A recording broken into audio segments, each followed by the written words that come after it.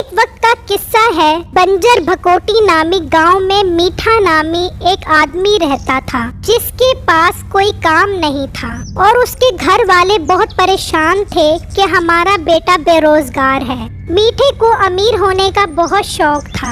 उसी गांव में बिट्टू नामी एक लड़का भी रहता था, जिसका पेट बहुत मोटा था और वो अपने पेट की वजह से बहुत परेशान रहता था। आप अपने पेट का कुछ करें, बहुत बाहर आ गया है। हाँ बेगम, मैं अपने पेट की वजह से बहुत परेशान हूँ। आप खाना पीना कम करेंगे तो ही पेट कम होगा ना। मुझसे खाना पीना कम करने की बात मत किया करो। खाने की वजह से ही तो मैं जिंदा हूँ। मुझसे खाना पीना छीनने की बात मत किया करो।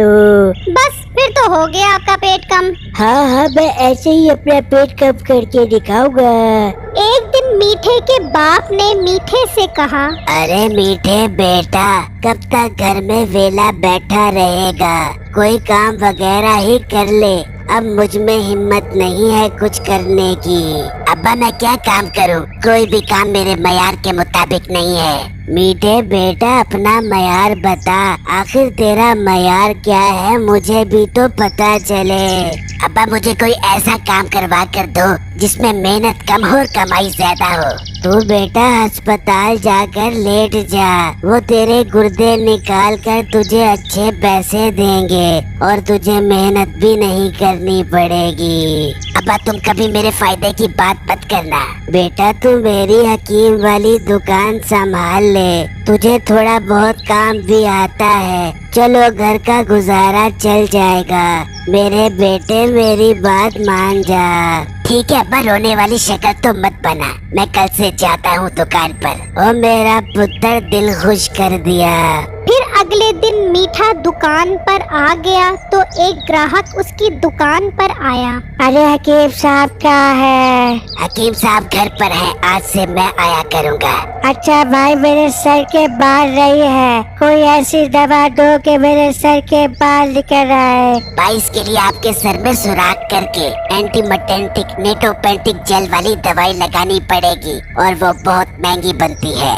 अरे भाई मेरे पास इतने पैसे नहीं है, सिर्फ 200 रुपए है, उसमें कोई अच्छी सी दवा दो।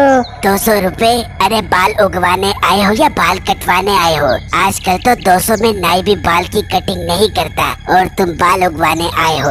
अरे भाई ज्यादा बहस मत करो, 200 रुपए की दवा दो कोई अच्छी सी। फिर मीठा उससे 200 रुपए ले लेता है और उसे दवा दे देता है और वहाँ बिट्टू अपनी बीवी को कहता है, बेगम बस बहुत हो गई, मैं अब कुछ दिनों तक हकीम साहब के पास जाता हूँ और उनसे अपने पेट का इलाज करवाता हूँ। बहुत तंग आ गया हूँ मैं अपने पेट की वजह से। हाँ शुक्र है आपको ख्याल तो आया। वहाँ वही गंजा ग्राहक कुछ दिनों बाद मीठे की दुकान पर आया। अरे भाई तुमने जो दवा दी है उससे तो जरा भी फर्क नहीं पड़ा। भाई 200 में तो फिर ऐसी ही दवा मिलेगी। बालों की दवा बहुत महंगी बनती है और बहुत मेहनत होती है इसे बनाने में। ठीक है, जितने पैसे लगते हैं मुझे दवा बना कर दो, मैं तुम्हें पैसे देने को तैयार हूँ। ये कहकर वो ग्राहक वहाँ से चला गया और मीठा सोचने लगा, यार लोग बाल उगाने के लिए तो कुछ भी पैसे देने को तैयार है। अगर मैं गांव के सारे गंजों के बाल उगाने में कामयाब हो गया तो मेरे पास पैसों की रेल पे लग जाएगी। मगर ऐसा होगा कैसे? हाँ, इसके लिए मुझे एक जिन काबू करना पड़ेगा। मैं अमलियात करके जिन काबू करता हूँ, फिर उससे काम करवाया करूँगा। फिर मीठा बाजार से अमलियात वाली किताब लाता है और जिन काबू करने का अमल पढ़ता है। अरे वाह, इस अमल से तो सिर्फ 3 दिन में जिन काबू हो जाएगा। मजा ही आ गया। मैं जिन काबू करता हूँ, फिर मुझे अमीर होने से कोई नहीं रोक सकता। फिर मीठा रात को बैठा अमल कर रहा होता है कि उसका बाप आता है और कहता है, ओ मीठे बगैरत, ये क्या कर रहा है? चल छैया छैया वाले गाने पर डांस कर रहा हूँ। नजर नहीं आ रहा जिन काबू करने वाला अमल कर रहा हूँ। तू पागल तो नहीं हो गया? ये किन चक्रों में पड़ा हुआ है तू? अब्बा, मुझे अमीर होने के लिए जिन काबू करना बहुत जरूरी है, फिर ही मैं तरक्की की राह पर गामजन हो पाऊंगा।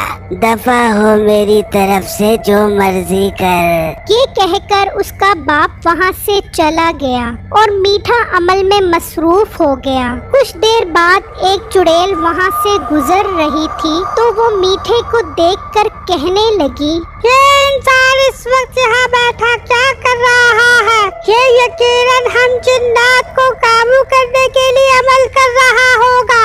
हम जिन्नात इन लोगों से बहुत तंग हैं। ये हमें काबू करके खुद बगैरतियों वाले काम करवाते हैं। मैं इसे मजा चखाती हूँ। फिर वो चुड़ैल मीठे के पास आती है और कहती है, क्या हुक्म है मेरे आका? ये सुनकर मीठा हैरान हो जाता है और सोचने लगता है, ये क्या, 3 दिन की बजाय 1 दिन में ही चुड़ैल काबू में आ गई। मतलब मेरा अमल बहुत जबरदस्त है। मेरी तो निकल पड़ी। हुक्म करे मेरे आका, आपने मुझे क्यों काबू किया है? हाँ, कुछ जरूरी काम थे जिनकी वजह से मुझे ये करना पड़ा है। कुछ गंजों के बाल लगवाने हैं और कुछ मोटों के पेट घटाने हैं। आका, आपका हुक्म, जो काम कहोगे हो जाएगा।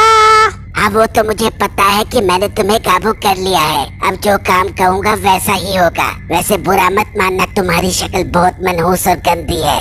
आका, आप काम से मतलब रखो, मेरी शक्ल से नहीं। हाँ, ठीक है, कल मेरी हकीम वाली दुकान पर आ जाना। फिर अगले दिन मीठा अपनी दुकान पर खड़ा था कि बिट्टू उसकी दुकान पर आया। भाई साहब, मैं अपने पेट की वजह से बहुत परेशान हूँ। मुझे कोई ऐसी दवा दो कि मेरा पेट कम हो जाए। ये कोई मसला नहीं है, लेकिन पैसे बहुत लगेंगे और 1 दिन में पेट भी कम हो जाएगा। भाई प्लीज मुझे जल्दी से ऐसी दवा दे दो, मैं पैसे देने को तैयार हूँ। हाँ, ठीक है, सब्र करो। फिर मीठा चुड़ैल बुलाने वाला अमल करने लगा। ऐ मनहूस शक्ल वाली चुड़ैल, हाजिर हो जा। फिर वो चुड़ैल हाजिर हो गई, जो सिर्फ मीठे को नजर आ रही थी, बिट्टू को नहीं। जल्दी से पेट कम करने वाली दवा दे। भाई क्या आप किससे बात कर रहे हो? ये मैं अपने अंदर वाले शैतान मतलब इंसान से बात कर रहा हूँ। फिर चुड़ैल मीठे को दवा देती है और मीठा बिट्टू को दवा दे देता है। अब घर जाकर ये दवा खा लेना, 1 दिन में तुम्हारा पेट कम हो जाएगा। फिर बिट्टू बहुत खुश हुआ और पैसे देकर दवा लेकर चला गया और चुड़ैल हंसने लगी और कहने लगी, अब पता चलेगा जब ये दवा खाएगा। इस गंदे इंसान को तो मैं सबक सिखा कर रहूंगी। फिर बिट्टू घर आता है और दवा खाता है तो उसका पेट और ज्यादा बाहर आ जाता है। ये क्या, ये इस बगैर मीठे ने मुझे किस किस्म की दवा दी है? इससे तो मेरा पेट और ज्यादा बाहर आ गया है। मैं अभी पुलिस को लेकर उसके पास जाता हूँ। फिर बिट्टू पुलिस लेकर उसकी दुकान पर पहुँचा तो मीठा उसे देखकर डर गया। इंस्पेक्टर साहब, ये है वो बेगैरत जिसने मुझे दवा दी है। इसने मेरे पेट का नक्शा बिगाड़ कर रख दिया है। ओह, मर गया। जल्दी से चुड़ैल को बुलाता हूँ। चुड़ैल, मेरा हुक्म है, हाजिर हो।